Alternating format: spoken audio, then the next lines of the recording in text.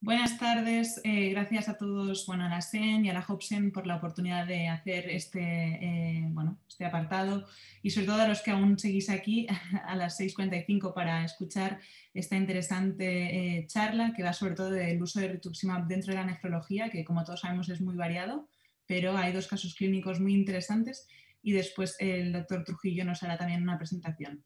¿Vale? Primero veremos los 3 vídeos y después haremos las preguntas. Muchas gracias a todos. Nosotros desde la Hobson queríamos agradecer también a Sandoz por la ayuda con las inscripciones y para poder montar esta sesión. Muchas gracias. Os dejamos con las presentaciones. Buenas tardes, soy Francesc Moncho y en primer lugar agradeceros la oportunidad de estar aquí y voy a presentarles el caso apuntando la diana, linfoma, glomerulonefritis y rituximab. Hay múltiples condiciones hematológicas asociadas a las gamopatías monoclonales. A grandes rasgos se pueden dividir en dos grupos, las discrasias de células plasmáticas y los procesos linfoproliferativos asociados a células B. Es en este grupo donde el rituximab puede tener un papel importante. Por otro lado, también remarcar que las gamopatías monoclonales pueden producir lesiones prácticamente en todos los niveles de la nefrona, condicionando también un amplio espectro clínico. Presentamos el caso de un varón de 67 años con hipertensión arterial de larga evolución, hipertrigliceridemia, hiperuricemia y hiperplasia benigna prostática. Es una enfermedad renal crónica 3A3 no filiada con creatinina basal en torno a 1,2 miligramos por decilitro y un ratio en torno a 1.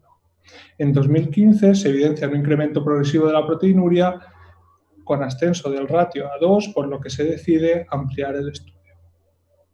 En el estudio analítico presentaba una función renal subasal, una albúmina de 4,3, una hemoglobina normal, con una serie blanca conservada y una trombopenia leve crónica. No había datos de consumo del complemento, ANA, ANCA y antimembrana basal eran negativos y en la serología no había datos de infección vírica aguda o crónica que justificara el cuadro.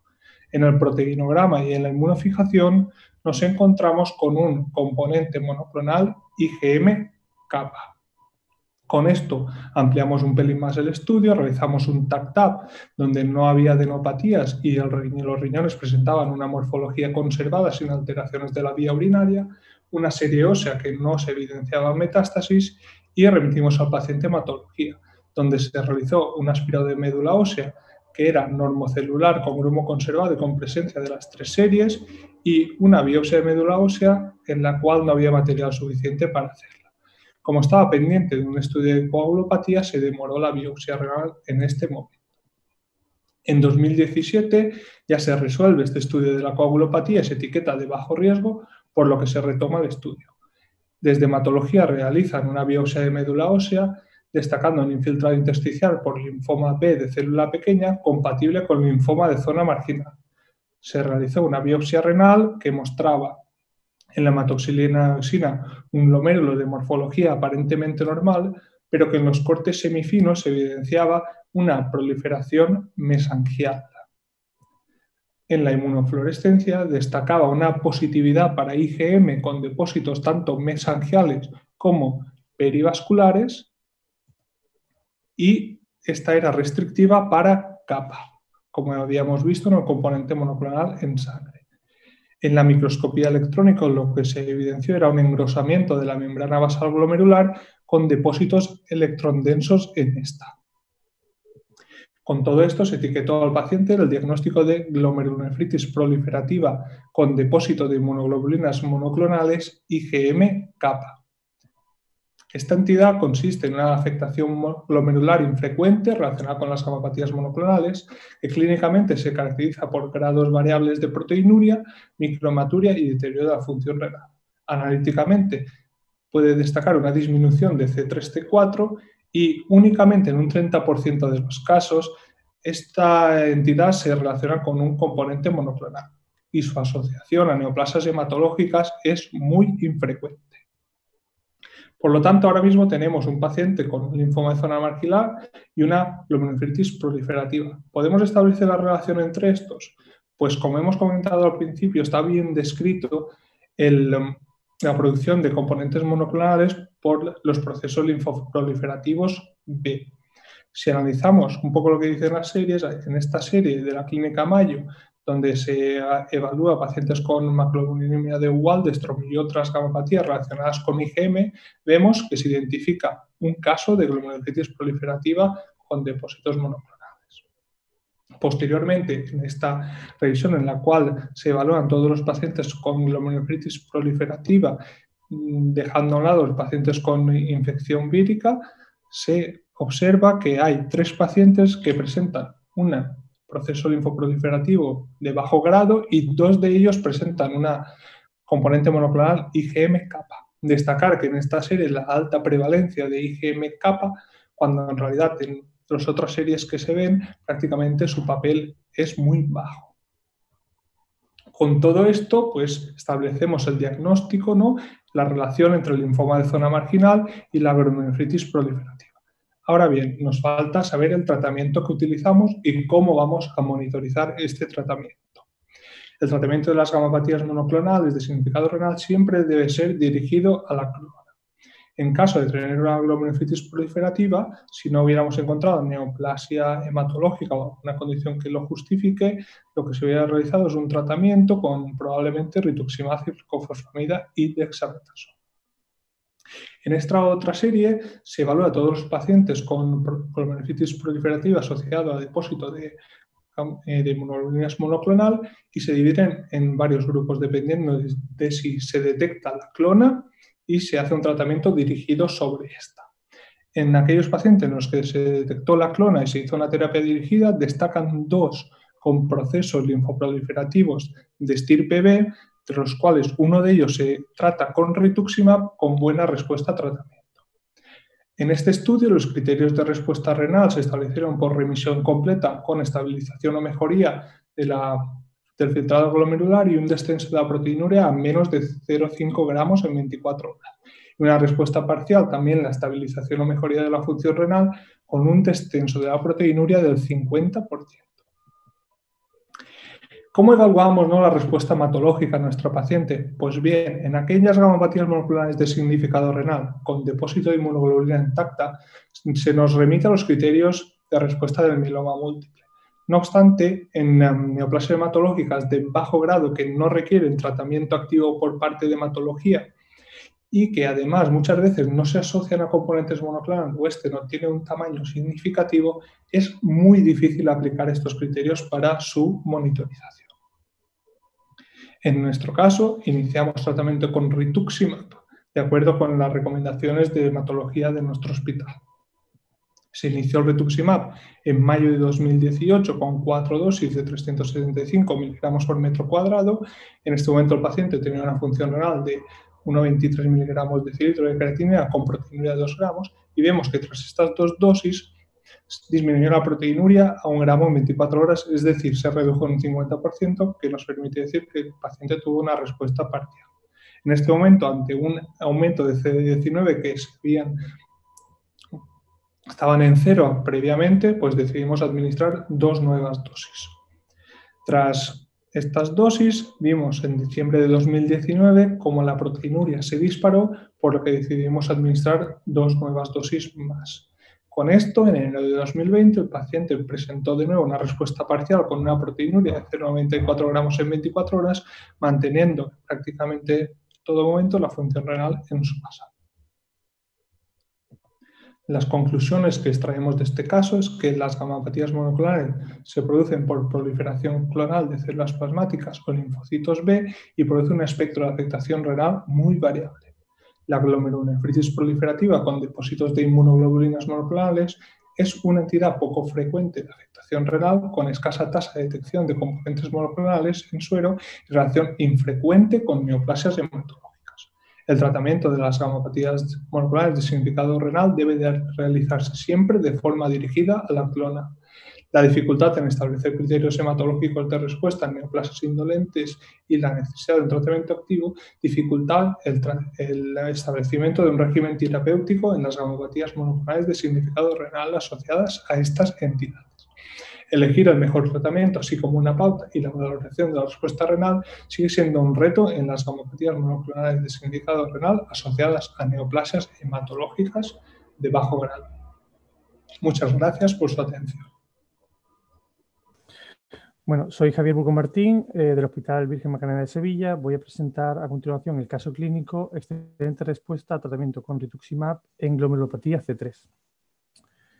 La glomerulopatía C3 es una entidad que se caracteriza por la desregulación del complemento que ocurre en la fase fluida y el entorno glomerular, ocasionando el depósito de C3 en la biopsia renal. Los dos subgrupos principales de glomerulopatía C3, que son la enfermedad de depósitos densos y la glomerulonefritis C3, tienen características clínicas y patológicas superpuestas que sugieren un continuo de la enfermedad. En la mayoría de los casos, esta afectación es adquirida y mediada por autoanticuerpos dirigidos contra distintos factores del complemento. Por otro lado, pueden existir alteraciones genéticas que provoquen una desregulación del complemento. Tanto la glomerulonefritis C3 como la enfermedad por depósitos densos son entidades poco frecuentes, por lo que por el momento no existen ensayos clínicos aleatorizados para definir la decisión terapéutica. Sin embargo, distintos estudios afirman que los agentes inmunosupresores, como la pauta de mofetilmicofenolato y corticoides, y los bloqueadores del complemento, como el eculizumab, parecen ser útiles en algunos pacientes. Rituximab es un anticuerpo monoclonal quimérico múlido y humano dirigido contra el antígeno de superficie CD20, que se expresa en el linfocito B. Además, se ha visto que presenta una acción protectora directa en el podocito mediante la estabilización del citoesqueleto de actina e impidiendo su apoptosis. De esta manera, en los casos de glomerulonefritis membranoproliferativa que se sospecha una presencia de un daño mediado por anticuerpos, la depleción de células B podría ser una diana terapéutica. Sin embargo, existen muy pocos casos en la bibliografía del uso con rituximab en esta entidad. Bien, a continuación traemos el caso clínico de un varón de 31 años con antecedentes de rinoconjuntivitis y asma episódico extrínseco. El paciente es derivado en abril de 2019 a urgencias por edemas en miembros inferiores y presentar en la analítica arreglada realizada en atención primaria hipoalbuminemia con albuminuria, además de hipercolesterolemia e hipertrigliceridemia no conocidas previamente. La función renal era normal y en el sedimento presentaba microhematuria. Un mes antes al episodio presentó una faringitis bacteriana tratada con amoxicilina clavulánico con buena respuesta. El paciente no tomó AINES ni presentó otra clínica asociada. Por ello, fue derivado a las consultas de nefrología, iniciando tratamiento diurético con IECAS y estatinas. La revisión, en las consultas de nefrología, se vio escasa mejoría de los edemas tras la pauta con diuréticos e IECAS y se confirmó la albuminuria en rango nefrótico. El estudio de autoinmunidad no presentó alteraciones. El proteinograma era normal, se apreció una ligera elevación de las cadenas ligeras sin pico monoclonal y el complemento se encontraba en el rango superior de la normalidad, sin presentar otras alteraciones analíticas. La serología viral fue negativa y ecográficamente se apreciaban riñones de aspecto normal. Por todo ello, se decidió realizar una biopsia renal. La biopsia renal mostró glomérulos de aspecto lobulillar con hipercelularidad con paredes de capilares engrosadas, aumento de la matriz mesangial y reduplicación de la membrana basal, además de actividad inflamatoria y agregados hialinos. No se apreciaron alteraciones en túbulos ni intersticios y no se observaron otras alteraciones. En la inmunofluorescencia se apreció depósito de C3 en las paredes capilares y mesangio y en menor grado con IgG. Además, con IgA e IgM, se advirtió un depósito inespecífico de intensidad leve. Así, las alteraciones histológicas de la inmunofluorescencia fueron compatibles con una glomerulonefritis con patrón membranoproliferativo. En la microscopía electrónica se apreciaron depósitos de electrón densos subendoteliales e intramembranosos. Estos hallazgos, teniendo en cuenta la ausencia de patología inmune o gammopatía monoclonal asociada y siendo la serología viral negativa, orientaron a una glomerulopatía membranoproliferativa mediada por complemento. La edad del paciente, principalmente los depósitos observados en la microscopía electrónica, eran sugestivos de una glomerulonefritis C3. Por todo ello, tras consultar la bibliografía, se decidió iniciar tratamiento con mofetilmicofenolato y prednisona, con escasa respuesta, manteniendo tanto la microhematuria como la proteinuria en rango nefrótico. Así, con la sospecha de granulopatía C3, pero sin la confirmación a la espera del estudio genético y la posible implicación de un daño por anticuerpos, se decidió programar bolos de rituximab 650, 4 dosis y prednisona oral 50 miligramos en pauta descendente. Fue revisado los siguientes meses, teniendo una espectacular respuesta clínica y analítica. En noviembre desaparece la albuminemia y la micromaturia y se ve un descenso marcado de la albuminuria, al igual que en enero. En febrero de 2020 se pautó una dosis de recuerdo de rituximab y en posteriores consultas presenta una evolución favorable, continuando en remisión completa. Como hemos dicho, se solicitó un estudio genético donde se vio una variante genética de significado incierto en el gen C3. Sin embargo, como se describe en el informe, no se pudo determinar si se trata de una variante de ganancia de función que ocasiona una desregulación del complemento o, por el contrario, una variante de pérdida de función que causa una deficiencia parcial de la proteína y que esto determine una cierta predisposición a infecciones o patología por inmunocomplejos. Revisando la bibliografía, como decimos, existen casos publicados de la experiencia con rituximab en la glomerulopatía C3. En este artículo de revisión de 2017, realizada por Rudnicki, se recogen únicamente 4 casos, 3 de ellos de enfermedad por depósitos densos y un único caso por glomerulonefritis C3. Cabe destacar respecto a la dosis de rituximab que únicamente en 2 de ellos se administraron 4 bolos, obteniendo en uno de los casos resultados favorables, disminuyendo la proteinuria y estabilizándose la función renal. En cambio, en los casos en los que la dosis de rituximab fueron inferiores a 2 bolos, no se observó disminución de la proteinuria ni mejoría de la función renal, o al menos en los siguientes 5 y 3 meses en los que se inició tratamiento con eculizumab. Bien, comentando las conclusiones, aunque la evidencia científica hasta el momento muestran datos favorables con la pauta de tratamiento con mofetil-miclofenato y corticoides, parece que son necesarios más estudios y parece ser necesario conocer mejor las bases patogénicas de esta entidad.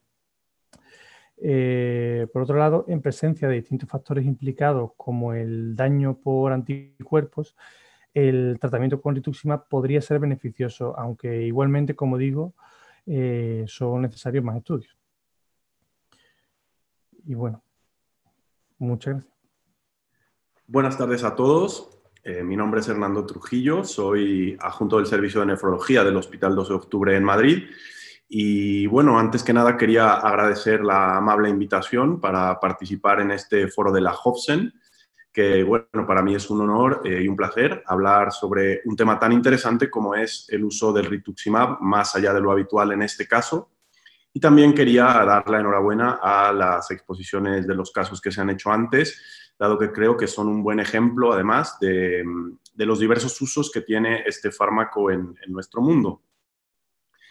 Tengo que decir que soy subinvestigador de un ensayo clínico que está probando una nueva molécula que es un bloqueante del factor B, comparándola contra rituximab en pacientes con nefropatía membranosa y que por lo tanto podría prestarse a un conflicto de intereses. En realidad yo soy un creyente del rituximab y por tanto no existe tal. Bueno, hablaré primero una breve introducción, luego me meteré ya de lleno en el uso de la vitamina R, como le llaman los americanos al rituximab. Me gustaría puntualizar un par de cosas sobre las indicaciones clásicas y luego ya hablaré sobre los aspectos más allá de lo habitual, un epílogo y finalmente las conclusiones. Bueno, para empezar quisiera explicar qué es y cómo funciona el rituximab. Es un anticuerpo monoclonal quimérico, luego explicaré qué significa esto, que se une al antígeno CD20 de las células B y que las depresiona por varios mecanismos, fundamentalmente regula citotoxicidad dependiente tanto de anticuerpos como de complemento y favorece la apoptosis de la célula B. Como se puede ver en la figura, el receptor CD20 no se encuentra en todas las fases evolutivas de la célula B. Por ejemplo, la célula plasmática no lo expresa y por lo tanto se ha sugerido que puede ser una forma de resistencia al tratamiento con rituximab. Bueno, el rituximab no es un fármaco nuevo, desde finales de los 90 ya se aprobó para tratamiento del linfoma, y desde entonces pues, se ha diversificado mucho su uso tanto en el mundo de la nefrología como fuera de ella. También desde el 2009 y desde el 2013 tenemos ya nuevos anti-CD20 como son el ofatumumab y el obinutuzumab, que detallaré un poco con esta figura. Podemos ver que el rituximab, como ya he dicho antes, es un anticuerpo monoclonal quimérico, lo cual significa que tiene una estructura y una región humanas, pero también una región murina variable. Por otro lado, el ofatumumab es un anticuerpo completamente humano, mientras que el obinutuzumab es un anticuerpo humanizado. Esto quiere decir que tiene una estructura y una región constante humana, pero una región hipervariable murina, que está ejemplificada con los colores, las rayas verdes más claras, para que se entienda su diferencia con el rituximab. Además, tiene un cambio en la estructura de los carbohidratos, lo cual le confiere una actividad biológica distinta a la del rituximab. En esta figura es una membrana de la célula B con un receptor CD20. Como se puede ver, el receptor CD20 tiene dos asas, una asa pequeña y una asa larga, y el ofatumumab, su diferencia es que se une a la asa pequeña, por lo tanto, tiene mayor capacidad de activar al complemento y al ser un anticuerpo humano es menos inmunogénico.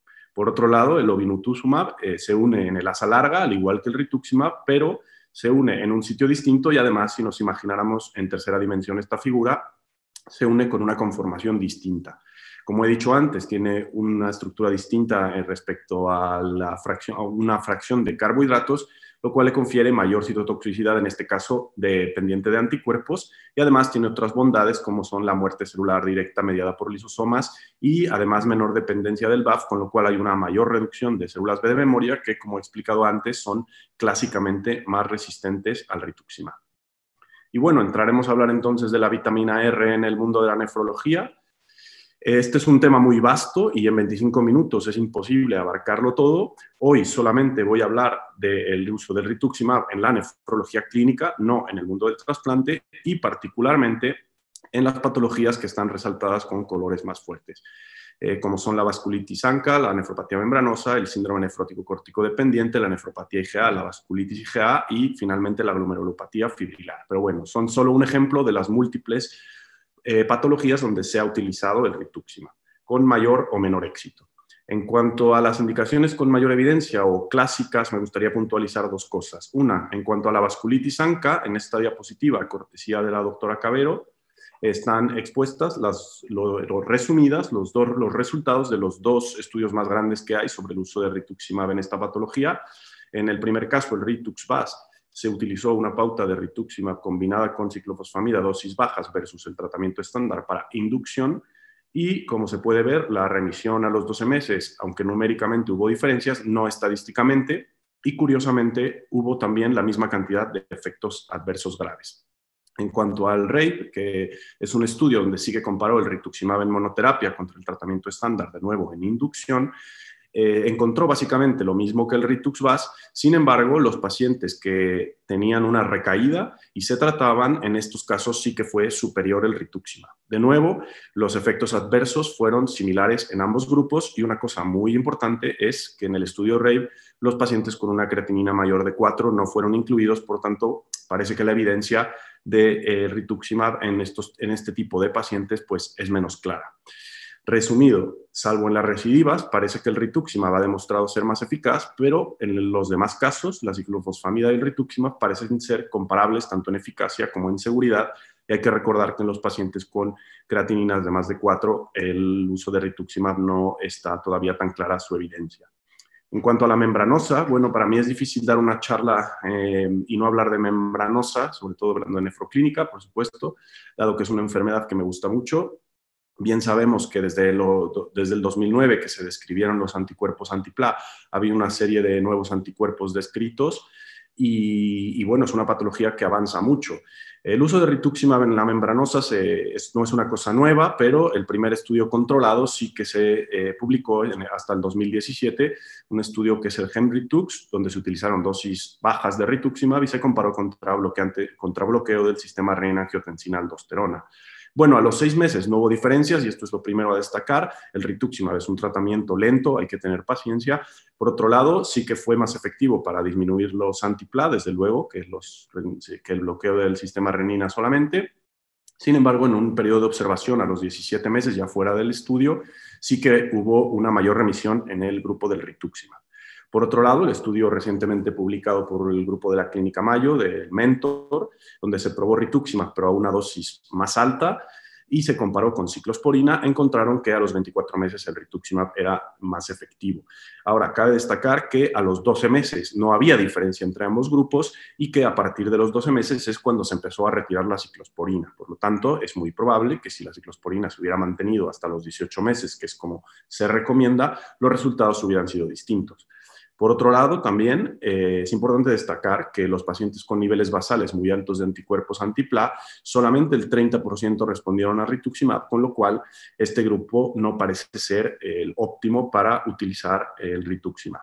Por tanto, en la nefropatía membranosa, el uso de rituximab debe individualizarse. Y paso ya a la parte más gruesa de la charla, que son los aspectos prometedores, novedosos, digamos que el uso más allá de lo habitual y, por supuesto, incluidos algunos fallos.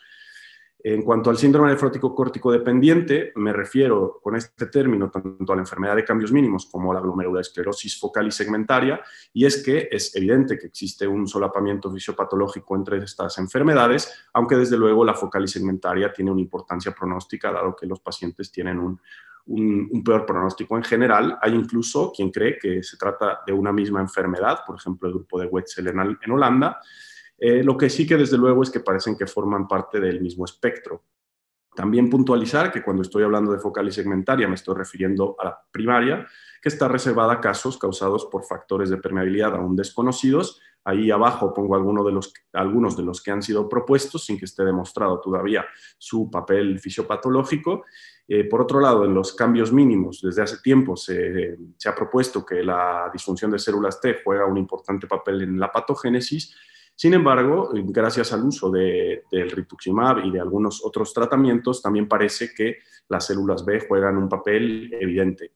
En ambos casos, tanto en cambios mínimos como en focal y segmentaria, se ha propuesto la expresión de CD80 después de trigger, como por ejemplo una infección, como otro agente importante dentro de la fisiopatología. Incluso se ha intentado tratar con anti-CD80 con mayor o menor éxito.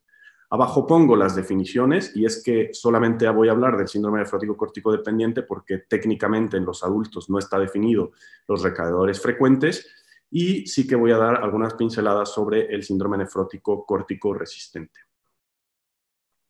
Bueno, en esta revisión sistemática, en la figura A, la parte más alta, se pueden ver los resultados de algunos estudios de rituximab en córtico dependiente de cambios mínimos, y abajo en la figura B, en focal y segmentaria.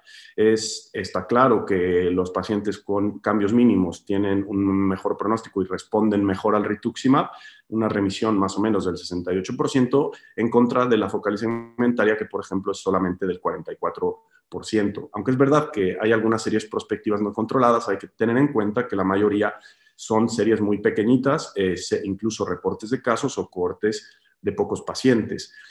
Además de llegar a la remisión, se ha observado que los pacientes que se tratan con rituximab con síndrome nefrótico córtico dependiente logran reducir las dosis de esteroides o de otros inmunosupresores, y además un dato interesante es que la depleción de células B no tiene una correlación directa con la respuesta. Esto es importante considerarlo.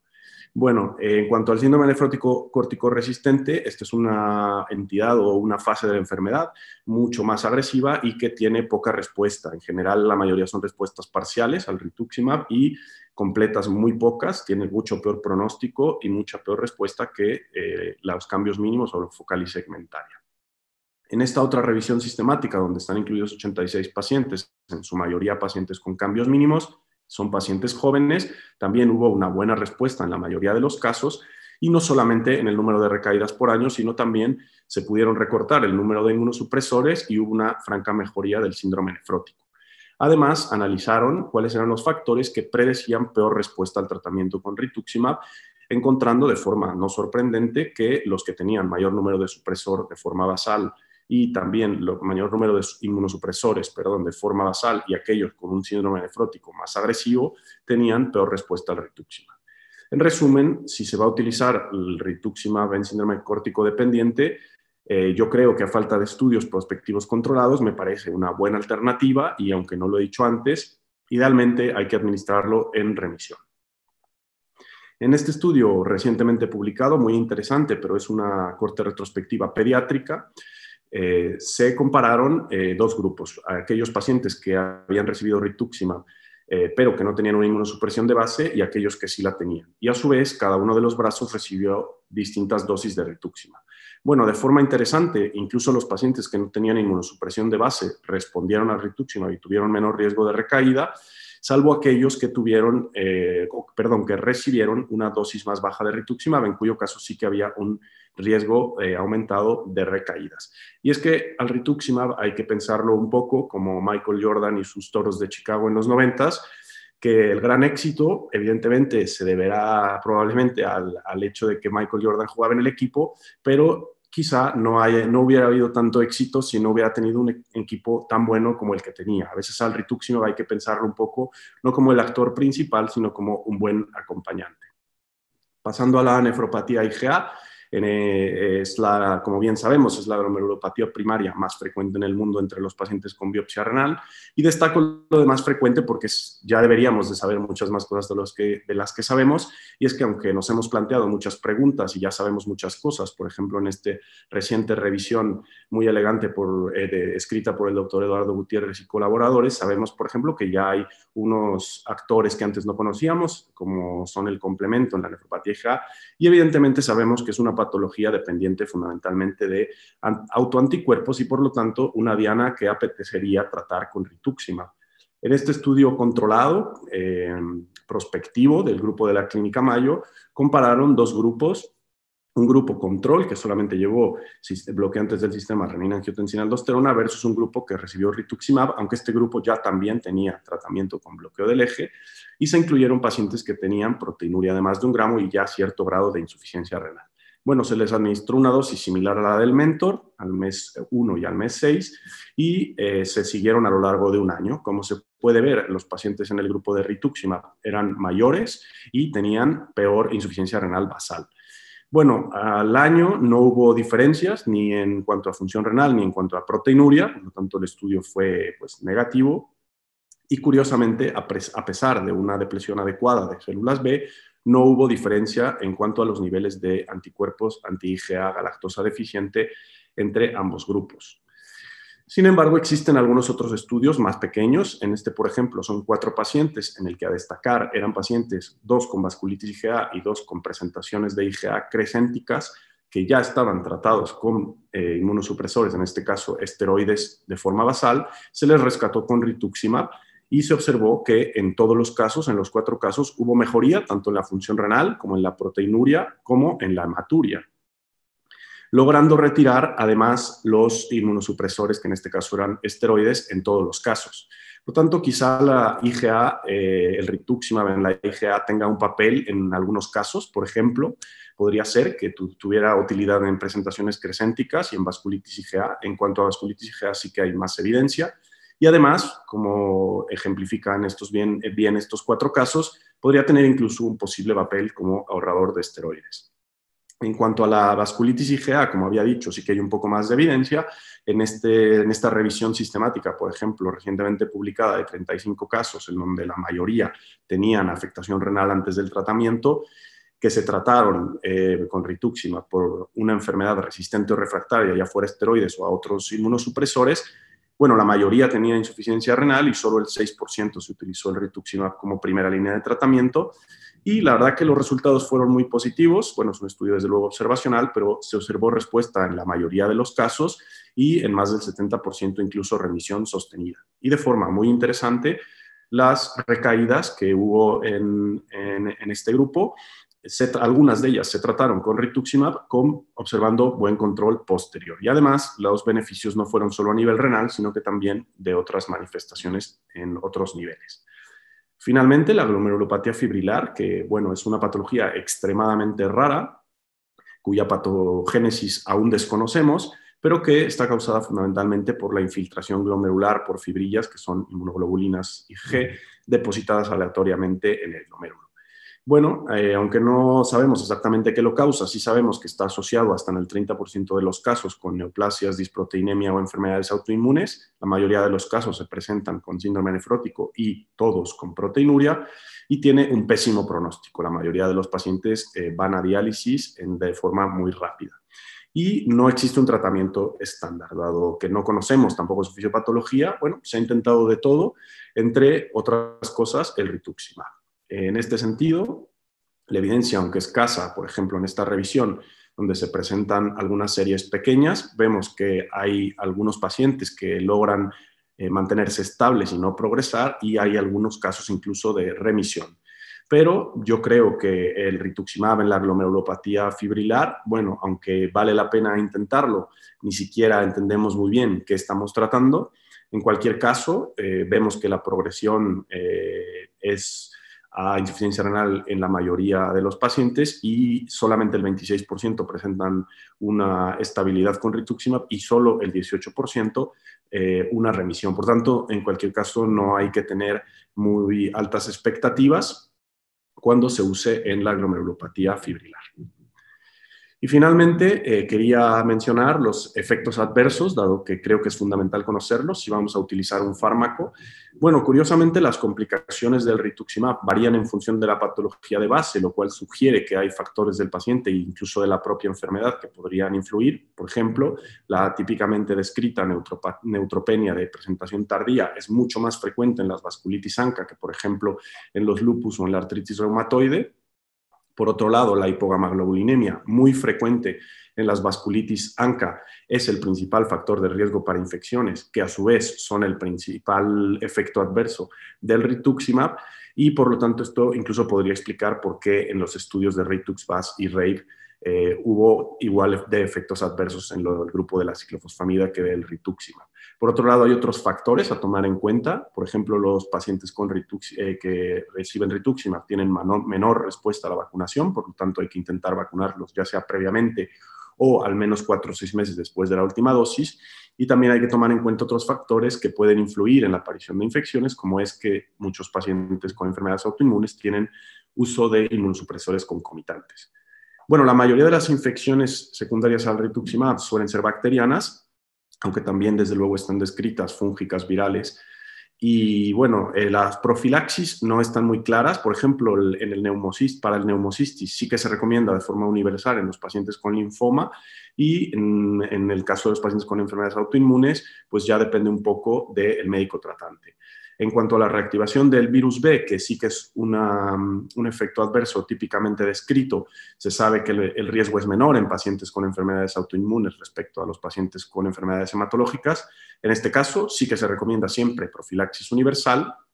Hay algunos casos de pacientes con tuberculosis latente en el que se ha administrado rituximab y que parece seguro, aunque la evidencia es escasa. Habría que considerar, por supuesto, profilaxis también en estos casos. Y la leucoencefalopatía multifocal progresiva por virus JC, que también es muy típica del rituximab, en realidad es bastante anecdótica y el riesgo probablemente sea bajo. Hay que conocer que las reacciones a la infusión son bastante frecuentes con el rituximab y por tanto se recomienda premedicación en todos los casos. He elegido la lesión pulmonar asociada a rituximab, dado que aunque es también bastante anecdótica, es una enfermedad que no tiene tratamiento y que tiene una alta tasa de mortalidad, por lo tanto hay que tenerla en cuenta y que por lo menos no suene. Y finalmente la aparición de anticuerpos humanos antiquiméricos, pues por lo que he explicado antes de la estructura del rituximab, que pueden llevar incluso a una reacción anafiláctica, pero más importante, a veces solo se manifiestan como menor efectividad, dado que hay un aumento en el aclaramiento del fármaco. Esto probablemente, la buena noticia es que el riesgo sea menor con los anticuerpos de nueva generación, dadas las características intrínsecas como lo he descrito antes. Y ya concluyo diciendo que el rituximab y por supuesto los nuevos anti-CD20 pueden ser útiles en diversas patologías renales, a veces como acompañante y no como actor principal. Hay que recordar a Michael Jordan. Y que la vitamina R no es la panacea, como hemos visto, pero bueno, la fisiopatología de las glomerulopatías es compleja y es que a veces queremos tapar el sol con un dedo y lo que creemos que sabemos muchas veces dista de lo que realmente sabemos. Por otro lado, las patologías en las que se usa el rituximab más allá del habitual son raras, difíciles de abordar, por tanto existen pocos estudios prospectivos controlados con niveles de evidencia limitados y incluso probablemente sesgos de publicación. Y finalmente, recalcar que el uso de rituximab no está exento de complicaciones y que es fundamental conocerlas y, en los casos que se pueda, tomar medidas de prevención. Y ya cierro con esta frase de William Osler que me ha parecido adecuada, que es que el buen médico trata la enfermedad, pero el gran médico trata al paciente que tiene la enfermedad. Bueno, muchas gracias y desde luego estoy abierto a comentarios, discusiones, críticas o preguntas. De nuevo agradecer la invitación. Bueno, muchas gracias a todos los ponentes. Me gustaría dar la enhorabuena a los dos autores de los casos clínicos, porque son casos muy bonitos y muy bien explicados. Y me gustaría también dar la enhorabuena a Hernando Trujillo por una ponencia excepcional, porque la dificultad del tema que le planteamos es enorme, hay muchísima literatura publicada y creo que lo acaba de resumir de manera perfecta. Con esto, bueno, también me gustaría comentar, ya que estamos en la sesión de la Hobson, que nos ha llamado la atención este año el gran nivel de las comunicaciones de los nefrólogos jóvenes, y creo que esto es algo a mencionar y que ojalá siga así en los próximos años.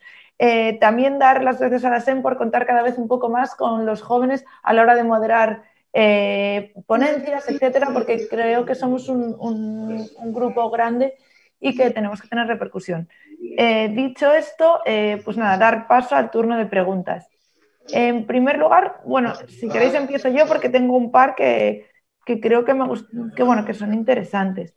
En primer lugar, me gustaría preguntarle a Javier que en cuanto al paciente con C3, ¿por qué os planteasteis rituximab como segunda opción y no eculizumab? Pues en cuanto a eso, hombre, la sospecha principal, como presentar sus depósitos de inmunoglobulinas, además del depósito de C3, en la biopsia, y principalmente en nuestra buena experiencia con rituximab, pues optamos primero por rituximab, ciertamente. Pues perfecto. Y me gustaría también preguntarle a Hernando un par de cosas. En primer lugar, es un poco tu opinión. ¿Qué opinas de los resultados del STARMEN? Hablando de rituximab. De los resultados del STARMEN, bueno, yo creo que es un estudio que es muy útil. Yo creo que la principal conclusión con la que yo me quedaría es que el rituximab es muy útil para evitar recaídas y, por lo tanto, que si se plantea el uso de inhibidores de la calcineurina, se sabe del problema que se tiene cuando se les retira. En la mayoría de los pacientes, el 40-50% recae, pues que evidentemente es una nueva forma de tratar la membranosa que me parece que puede tener mucha utilidad, sobre todo en los pacientes que tienen anticuerpos no tan altos, antipla no tan altos. Por otro lado, el problema que le veo al estudio y que creo que pudo haber afectado los resultados es que el rituximab se administró en el mes 6 y luego se siguieron a los pacientes 24 meses, con lo cual evidentemente el rituximab, pues como es muy lento, probablemente si estos pacientes los hubieran seguido más tiempo, hubiera sido mejor incluso el resultado de este 60%, casi 60% que alcanzaron el grupo de Tacro-Ritu. Yo creo que las principales observaciones que me llaman la atención del estudio y con lo que yo me quedaría es eso. Yo creo que el rituximab a pacientes con títulos de antipla muy elevados, en los casos en los que tengamos un paciente que tenga anticuerpos antipla, se debe de considerar solamente en los que tengan unos títulos moderados o bajos, porque la minoría van a responder. Eso es otra cosa con la que me quedo un poco. Perfecto.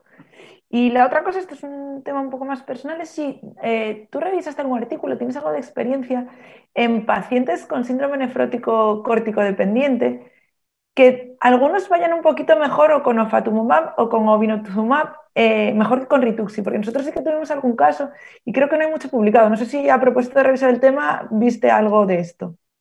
Bueno, el ofatumumab sí que está, hay un New England, si no me equivoco, que es población pediátrica y sí que hubo una adecuada respuesta con el ofatumumab. Hombre, el ofatumumab tiene muchas ventajas. Por ejemplo, se sabe que uno de los mecanismos por los cuales uno puede volverse resistente al rituximab es que el asa larga del receptor puede esconderse como un mecanismo de resistencia y por lo tanto el ofatumumab sería muy útil porque la asa pequeña no se esconde. Yo particularmente nunca he utilizado ofatumumab, sí que he tenido experiencia revisando de forma retrospectiva en el uso de ofatumumab en la nefropatía membranosa, en una rotación que hice con el grupo de Ruyenenti en Bérgamo, pero con unos resultados bastante, bueno, 50% o así respondían cuando eran pacientes que habían sido resistentes al rituximab. Particularmente no tengo experiencia, pero creo que si se tiene la opción, probablemente yo intentaría más ofatumumab que rituximab, sí, ¿por qué no? Perfecto, gracias. Bueno, yo tengo dos preguntas para el doctor Moncho. De hecho, son preguntas que han enviado los compañeros. La primera es del doctor Ander Vergara, que, bueno, excelente presentación, doctor Moncho. Teniendo en cuenta que el linfoma no tenía indicación de tratamiento desde el punto de vista hematológico, ¿qué tan difícil o fácil fue convencer a los hematólogos para iniciar tratamiento? Que esto yo creo que es una cosa que nos encontramos, ¿no?, de forma muy habitual. Sí, nosotros en nuestro centro, por suerte, tenemos a los hematólogos bastante disponibles. En estos casos, al final, lo que hay es una gamapatía monoclonal de significado renal, ¿no?, con un linfoma indolente, pero que realmente el tratamiento siempre debe ser dirigido hacia la clona que está produciendo este componente monoclonal. Entonces, comentando esto con los hematólogos, enseguida estaban de nuestra parte y empezamos el tratamiento con rituximab en este caso, que es lo que ellos indicaron. Es verdad que esto no, a veces nos encontramos con esta dicotomía que para ellos no es tratable, para nosotros sí. Es verdad que en este caso era un varón joven, ¿no?, que también lo tienes un poco a tu favor, porque yo de hecho tenía otra pregunta también derivada de esto, que era que si hubiera sido un poco mayor, si los hematólogos también nos hubieran dado soporte para hacer eso, para tratarlo. Pues la verdad es que puede que sí, puede que no, lo que nos encontramos siempre, ¿no? De que depende del caso. Este paciente ya tenía una insuficiencia renal crónica, igual si hubiera sido mayor también la cronicidad que nos hubiéramos encontrado en la biopsia hubiera sido un poco mayor y realmente el tratamiento ahí ya el sentido que tiene es un poco menos que en este caso, con un varón joven con aún mucho tiempo de evolución de sus riñones y necesidad de preservar, ¿no?, la función renal que le queda. Sin duda, totalmente de acuerdo.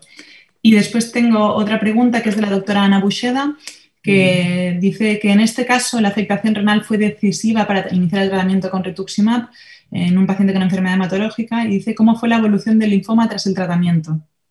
Pues ese es uno de los grandes kits de la cuestión, ¿no? De realmente cómo monitorizamos una neoplasia indolente que no le estaba dando ninguna repercusión al paciente a nivel periférico, que no tiene ninguna clínica de eso, sino que ha sido un hallazgo en la búsqueda de por qué teníamos un componente monoclonal, ¿no? Realmente nosotros, si habéis estado en el tema del tratamiento, es un poco difícil su monitorización, es decir, nosotros pues, nos hemos basado un poco en el componente monoclonal, en los CD19, pero realmente para establecer cómo está esa neoplasia hematológica, lo que seguramente nos haga falta es otra biopsia de médula ósea y ver si ese linfoma está o no está ahí. Realmente a nivel renal sí que nos quedamos tranquilos porque la función se ha mantenido estable, pero no sabemos qué está pasando a ciencia cierta con esa neoplasia hematológica. De hecho, a nivel, ¿no?, renal conseguisteis una remisión parcial. ¿Os planteasteis alguna vez? Perdón, no sé. Bueno, no, mi pregunta iba a ser que, ¿no?, llegasteis a remisión parcial. No sé si alguna vez os habéis planteado si utilizar otro inmunosupresor o así para conseguir una remisión completa o con eso ya...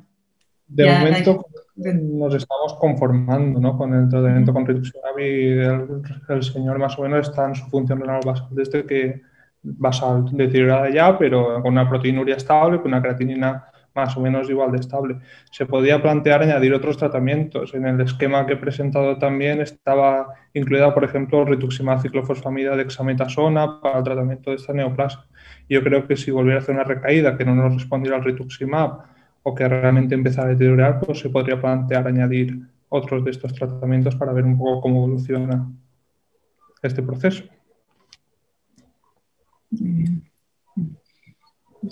Perfecto.